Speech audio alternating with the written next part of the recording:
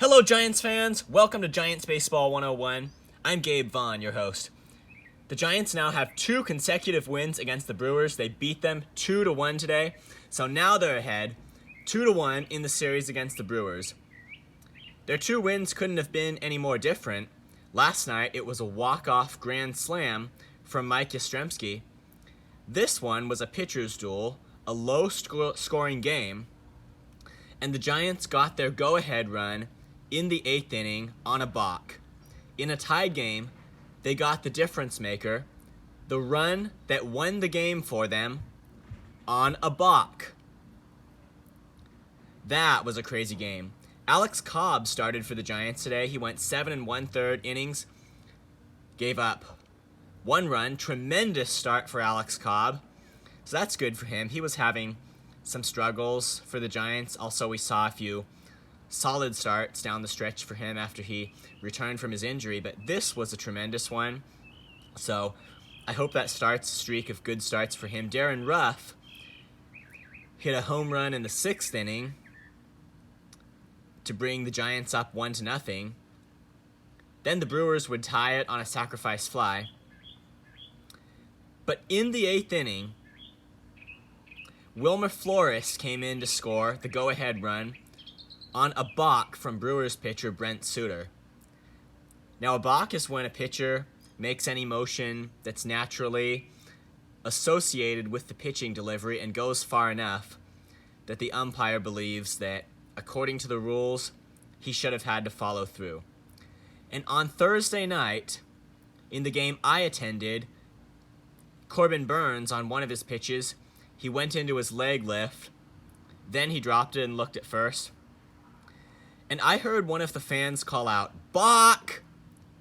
But a leg lift, just initially, if you don't separate your hands and stretch back like that, just lifting your leg, that is legal.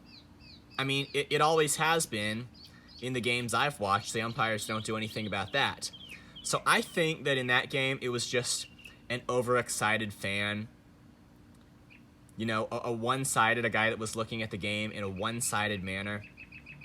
Just this overexcited fan calling out a balk on Corbin Burnes. But I think that the motion in that game was legal. But now, Brent Suter apparently committed a real balk, and Wilmer Flores came in to score the winning run for the Giants. So last night, it was a grand slam that won the game. This time, it was just they got their reward for getting runners on base, making contact. Runners getting on base in the late innings. And when you do that, you never know. Something could happen. There could be a balk. There could be a wild pitch. You could get a productive out that will give the runner time to get home. This time it was just the Giants got their reward for getting runners on base, and it was enough to win the game. And Dominic Leone came in the 9th. He came in for the save.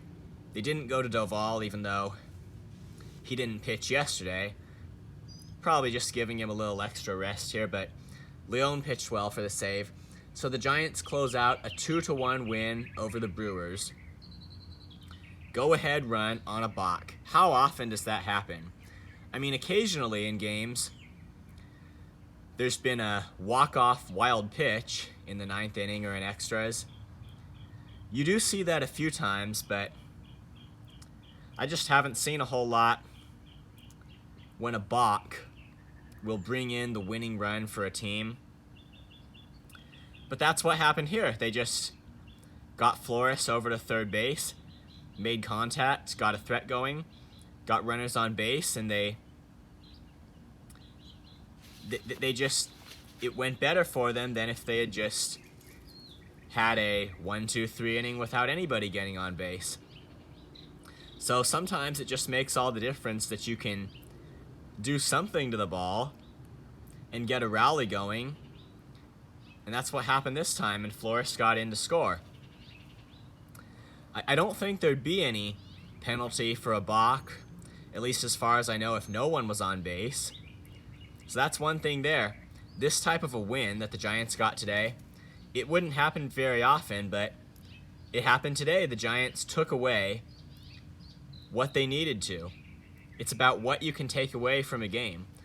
winning a game is sometimes just about getting all that you can get out of it, and the Giants did that today. They got what they could get. They squeezed out what they were able to squeeze out of this game.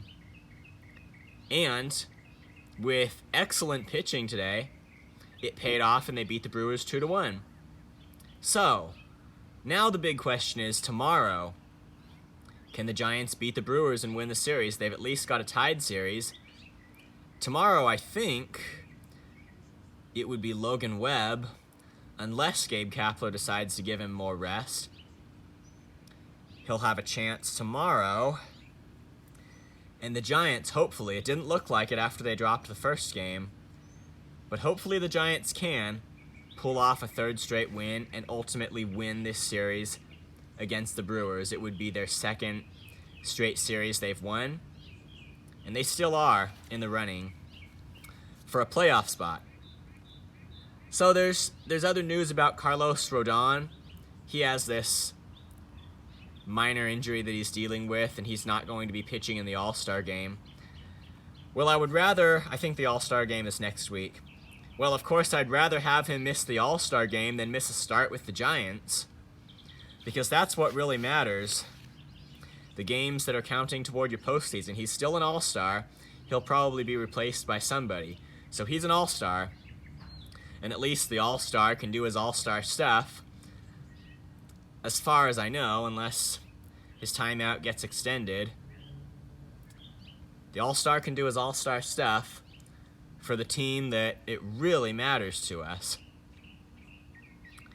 So, I don't think this would affect his performance any if it's fairly minor, because Rodon has been good for the Giants all year.